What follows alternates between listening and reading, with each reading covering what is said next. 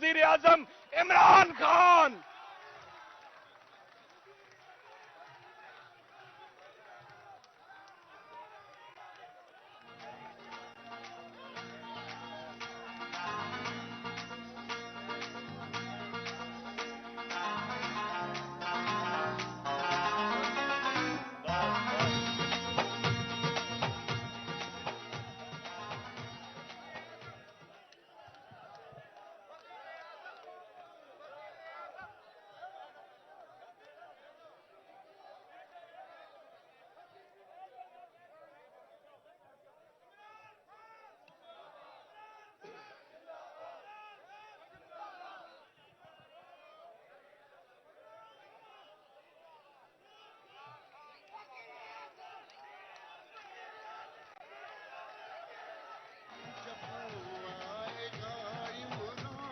सबकी जान बढ़ेगी, सितों की शान बनेगा नया पाकिस्तान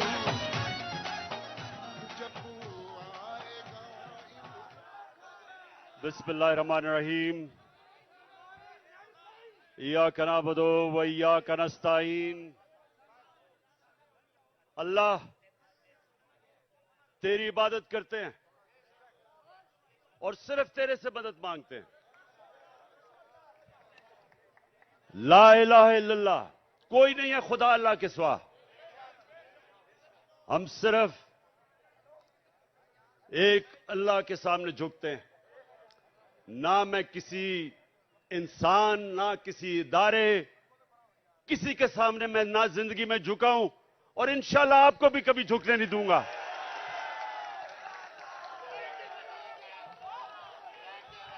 अच्छा, अब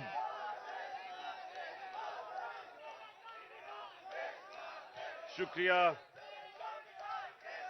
अच्छा सुने आप, मैंने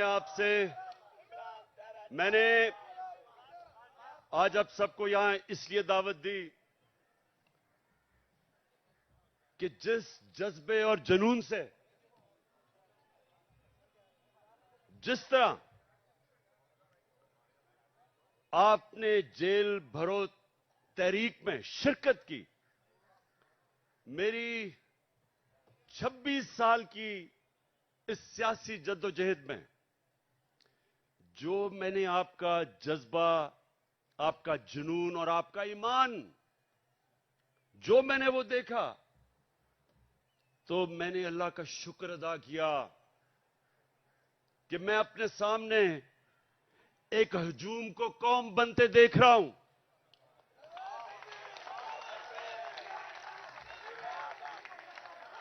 सुने थोड़ा मैं एक मिनट मैंने आपको यहां मेरी हौसला अफजाई के लिए नहीं बुलाया, मैंने तो आपका शुक्रिया अदा करना था। सुने जरा मेरी बात, सुने एक मिनट, सुने जरा। मैंने आपसे बड़ी अहम बात करनी है कि देखें, ये याद रखें कि जिधर पाकिस्तान को ये चोर और डाकू जिधर ये ले गए हैं, इसका सिर्फ एक कौम मुकाबला कर सकती है। इस वक्त का एक हजूम नहीं मुकाबला कर सकता। जब एक कौम फैसला कर लेती है कि जो भी हमारे सामने आए, जो रुकावट आए, हम दूर कर देंगे, उस कौम के सामने कोई खड़ा नहीं हो सकता। ये याद रखें कि हमारी जो कौम है, ये एक खास नारे पे बनी थी कि पाकिस्तान का मतलब क्या, और सारी कौम, सारे सूबों को पैगाम क्या था कि मेरा तेरा रिश्ता क्या। और ये नारा जो है, ये अल्लाह से जो वादा है, ये आजादी का नारा है। जब आप अल्लाह के सामने दावा करते हैं कि ऐ मौला, तेरे अलावा किसी के सामने मैं नहीं झुकूंगा, तो यह आपकी आजादी का दावा है। एक कौम जो गुलाम होती है वो कोई बड़े काम नहीं कर सकती, सिर्फ आजाद कौम ऊपर जा सकती है। जो मेरे नबी सल्लल्लाहु अलैहि वसल्लम ने मदीना की रियासत बना के साबित किया कि उन लोगों जिनकी कोई हैसियत नहीं थी, दुनिया की इमामत की उन्होंने। 2 सुपर पावर्स उनके सामने घुटने टेक गई, क्योंकि वो ला इलाहा इल्लल्लाह का मतलब समझ गए थे, उनके दिलों में चला गया था, वो आजाद हो गए थे। ये है हमारी जंग इस वक्त, आजादी की जंग, हकीकी आजादी की जंग। अच्छा, या रसूल अल्लाह, सुने आप मेरी बात, या अली सुने। मुझे आपके जज्बे और जुनून का एहसास है, एहसास है माशाअल्लाह। लेकिन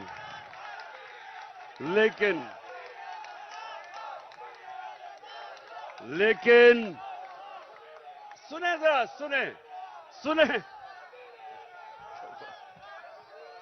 अच्छा सुने, बस सुने, बस। अच्छा, अब आज जो पाकिस्तान का बदतरीन वक्त है, माशत डूब गई है, तनख्वाहदार और गरीब पाकिस्तान की तारीख की सबसे ज्यादा महंगाई में पिस गया है। जिन लोगों ने इस मुल्क के ऊपर मुसल्लत होकर इसको तबाह किया, उनके पैसे बाहर पड़े हुए हैं।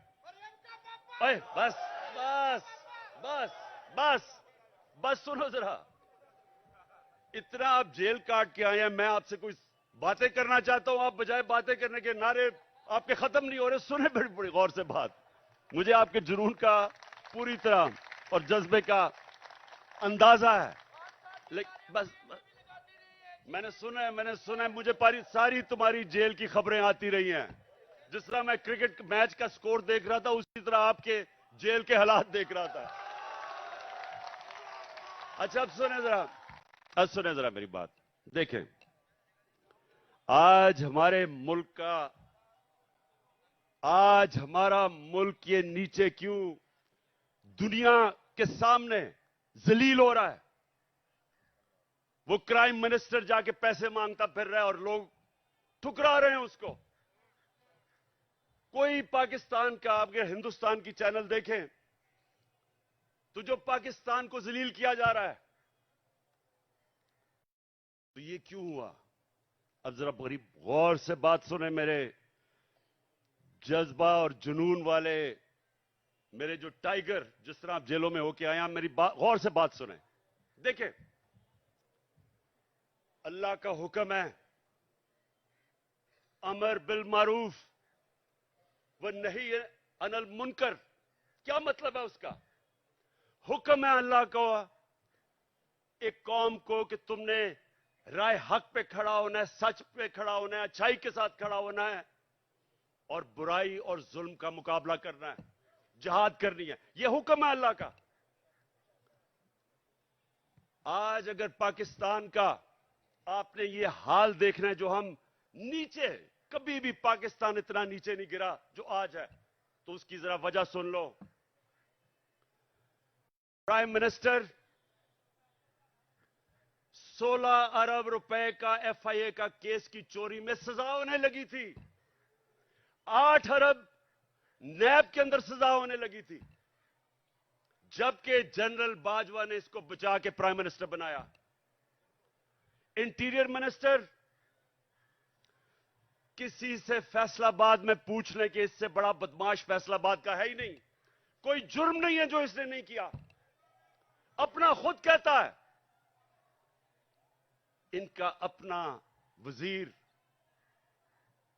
वो कहता है कि इसने 18 कत्ल किए हैं, लोग कहते हैं इससे बहुत ज्यादा कत्ल किए हैं इसने। जमीनों पे कब्जे, कातिल, वो बैठ गया इंटीरियर मिनिस्टर।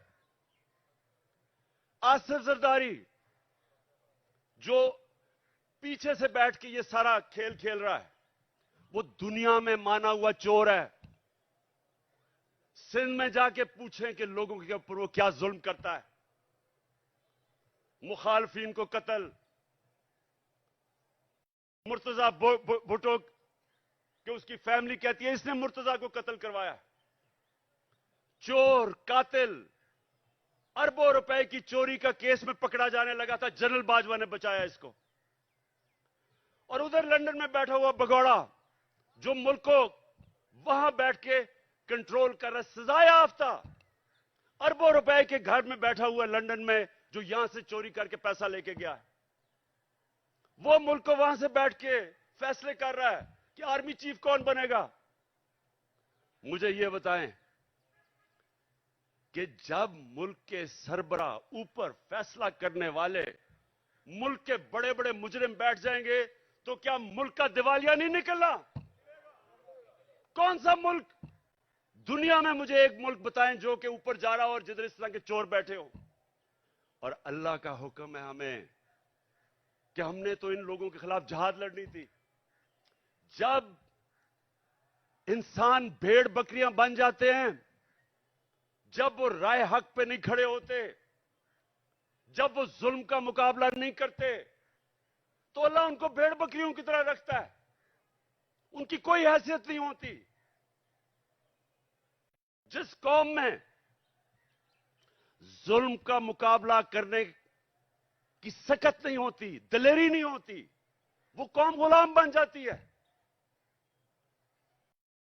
मैं बार बार इस्लाम के सबसे बड़ा जो सानिया हुआ था करबला का, मैं बार बार बताता हूं कि कूफा के लोगों को पता था कि हजरत इमाम हुसैन राय हक पे खड़े थे,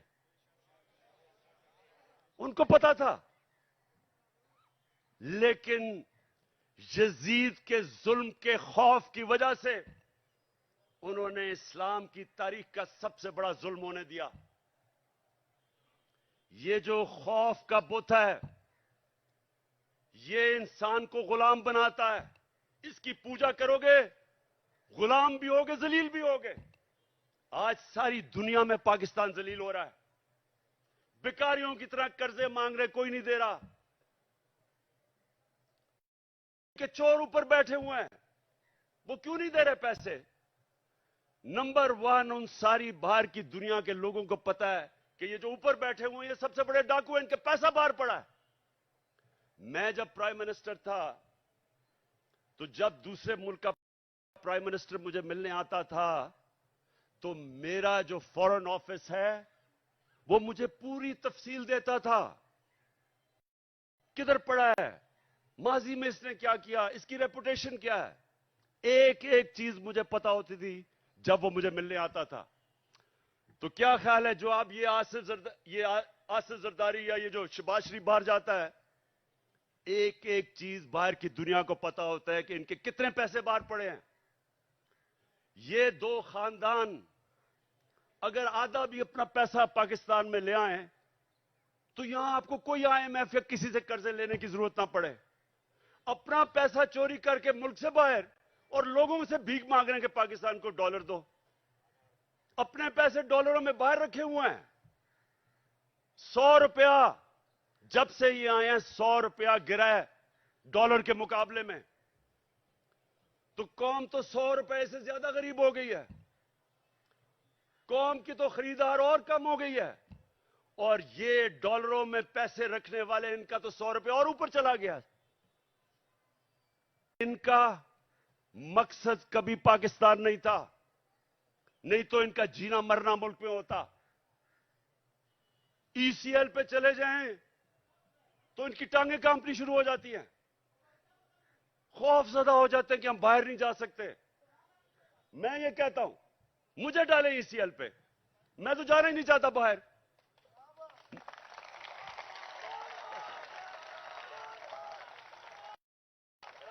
सुने सुने सुने,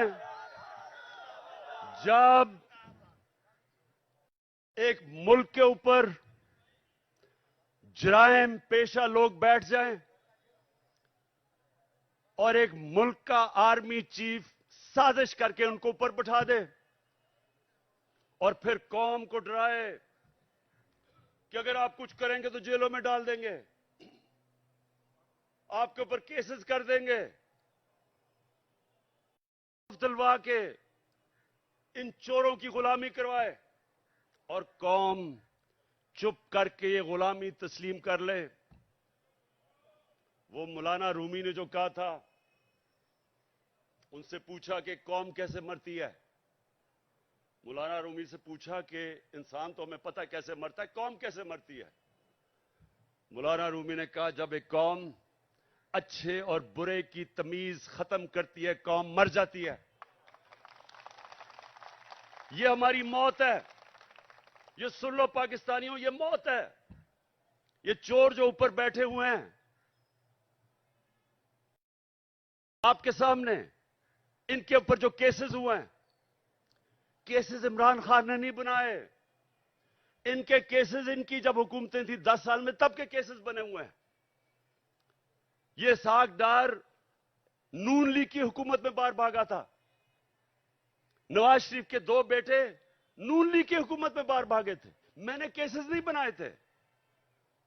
मरियम जो पकड़ी गई पैनमा के अंदर, वो तो इंटरनेशनल इंकशाफ हुआ था, जिधर पता चला कि अरबों रुपए के 4 मेफेयर के लंदन के सबसे अमीर महंगे इलाके में इसके नाम पे निकले और इसके भाई ने टीवी पे जाके तस्लीम किया कि अल्हम्दुलिल्लाह ये मरियम नवाज के फ्लैट है।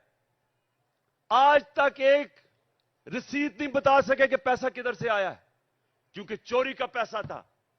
वो फिर रही है जिस तरह के कोई मलका एलिजाबेथ फिर रही है पाकिस्तान में, हर जगह कभी एक तक। और ये जुल्म देखें, उसको पूरा तरह पुलिस का प्रोटोकॉल, पंजाब की हुकूमत टैक्स के पैसे के ऊपर उसकी मदद, उसके लिए ठहराना चलाना, जलसे करना। और जो साबिक वजीर आजम, एक कातलाना हमला हो चुका है, मुझे पता है कि इन्होंने किया। वो लोग जो आज सारे पावर में बैठे हैं, राना सनाउल्लाह, शहबाज शरीफ और ये जो डर्टी हैरी जिसको मैं कहता हूं, अपनी एजेंसी का आदमी मुझे कत्ल कर रहा है। वो अभी भी इख्तिदार में बैठे हैं और मुझे अदालतों के चक्कर लगा रहे हैं, अदालतों में मुझे चक्कर लगा रहे हैं।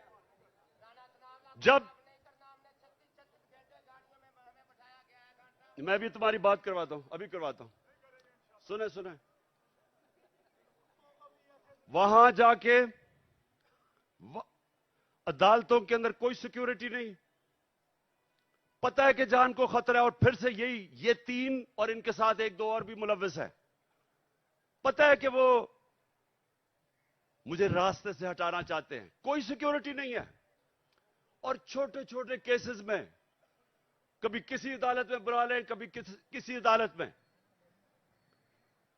और इसको जो कि जमानत पे थी, उसके लिए पुलिस प्रोटोकॉल हो रहा है।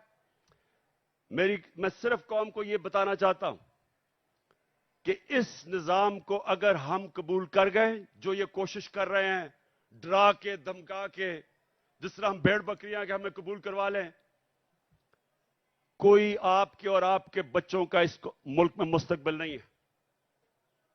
इसलिए एक ही रास्ता है।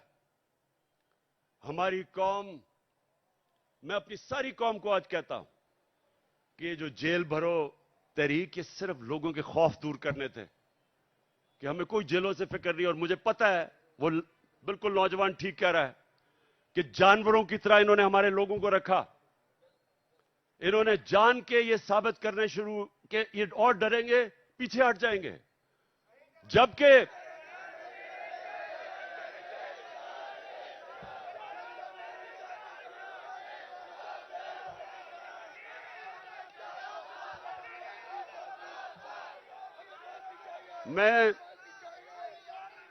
मैं देख रहा था कि हर शहर में ज्यादा लोग निकलना शुरू हो गए जेलों के लिए। यानी जैसे जैसे तहरीक बढ़ रही थी और ज्यादा लोग जेलों के लिए तैयार हो गए। और मैं एक दिन मैं देख रहा था कि किस तरफ जा रहा है। मैंने कॉल देनी थी सारे पाकिस्तान को कि एक दिन सारा पाकिस्तान निकले और जेलों में जाए ताकि इनकी सारी खत्म कर दो।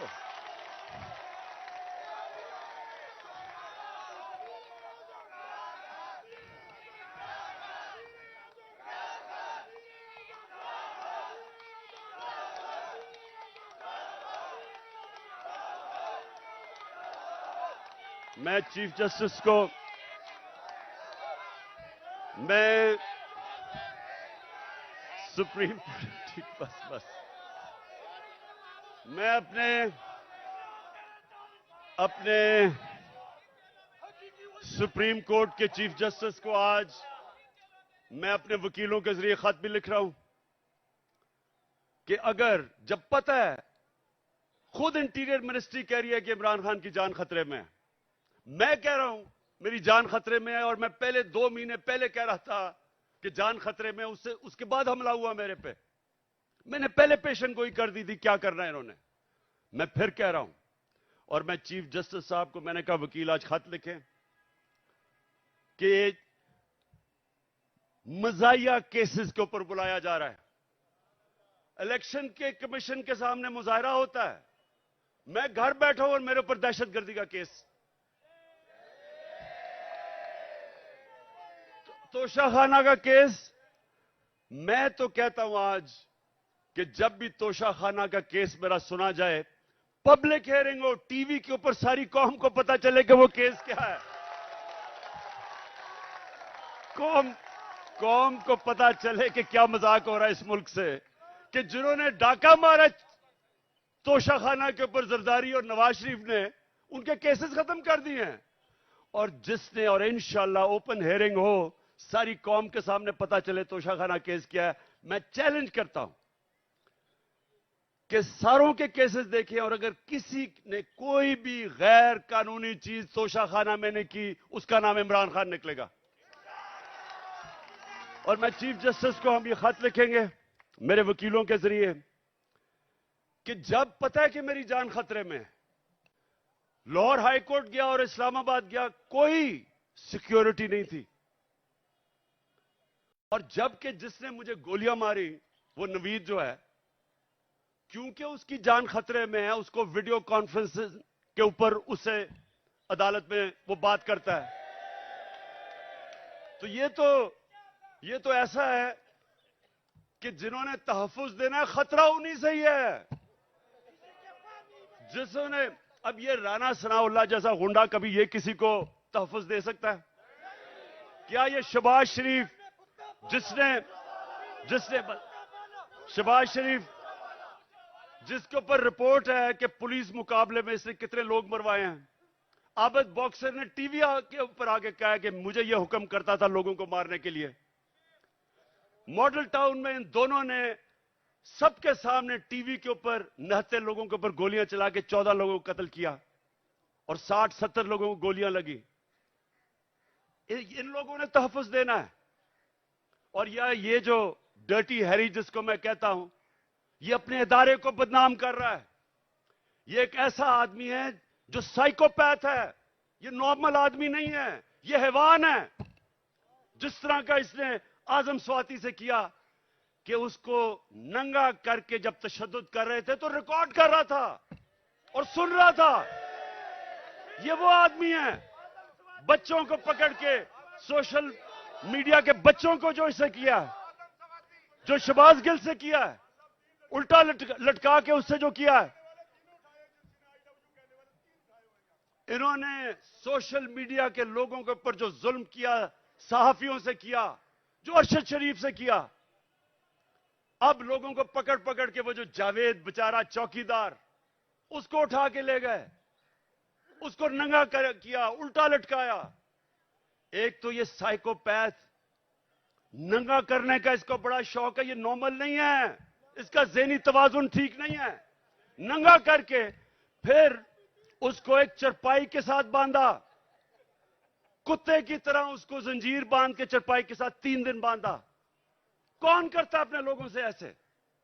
इदारे को ये बदनाम कर रहा है और ये लोगों ने मेरी हिफाजत करनी है। खतरा ही इन लोगों से है। और इसलिए मैं चीफ जस्टिस को कह रहा हूं कि जब नवाज शरीफ जेल में था तो हमें हुक्म आया, मैं प्राइम मिनिस्टर था, कि अगर इसको जेल में कुछ हुआ तो आप जिम्मेदार हैं, हम जिम्मेदार हैं। तो मुझे तो खतरा ही उन लोगों से है। और मुझे कभी उधर जा रहा हूं, कभी किसी अदालत में, तो मैं आज चीफ जस्टिस साहब को इसके ऊपर लिखूंगा कि कौन जिम्मेदार है कि जब बार बार मुझे ये जाली केसेस पे बुला रहे हैं। और जब भी मेरा केस हो, और मैं चाहता हूं कि सारी कौम के सामने आए कि इमरान खान के ऊपर कौन से केसेस है, ताकि पता तो चले कि ये डाकुओं के अरबों रुपए के केसेस, हर किस्म का जुर्म किया है, वो माफ हो रहे हैं। और 74 केसेस मेरे ऊपर बना चुके अब तक, और मेरे लोगों के ऊपर, हर के ऊपर, आजम स्वाति के ऊपर 30 केस, शबाज गिल, एक केस खत्म होता दूसरा केस। क्या जुर्म है इनका? क्या ये आजम स्वाति का जुर्म था कि उसने कहा कि NRO 2 जनरल बाजवा ने दिया? इस पे किसी को कोई शक है? किसी को शक है? तो सच बोलने के ऊपर तशद्दुद, 34 केसेस, कभी किधर जा रहा है, कभी सिंध जा रहा है, कभी बलोचिस्तान जा रहा है। क्या ये पाकिस्तान का आज इंसाफ का निजाम है? और यही होना था जब चोरों को बाजवा ने ऊपर बैठा दिया, हमारे मुजरिमों को। तो मैं अपनी आज सारी कौम को कह रहा हूं, जो आगे, जब तक मेरी कौम इस जुल्म का मुकाबला नहीं करेगी, आगे आपके और आपके बच्चों का मुस्तकबिल अंधेरे में है। मैं जब शुरू में 11 महीने पहले कह रहा था, जब चोर ऊपर आए, मैंने पहले दिन से कहा कि मैं कभी इनको तस्लीम नहीं करूंगा। मैंने तब कहा था, मैं आज भी कह रहा हूं कि अगर मेरी कौम इनके खिलाफ ना खड़ी हुई, अगर हमने इनके सामने ना खड़े हुए, कोई मुस्तकबिल नहीं है इस मुल्क का। 8 लाख सबसे पढ़े लिखे लोग, प्रोफेशनल्स, पिछले चंद महीने में मुल्क छोड़ के चले गए हैं। कौम मुल्क से मायूस हो गए हैं, उम्मीद खत्म हो गई है। और क्यों ना हो, किसी मुल्क के ऊपर इन मुजरिमों को बिठा दो। मैं चैलेंज करता हूं, इन मुजरिमों को कल बरतानिया के ऊपर बिठा दो, उसका दिवालिया निकाल देंगे।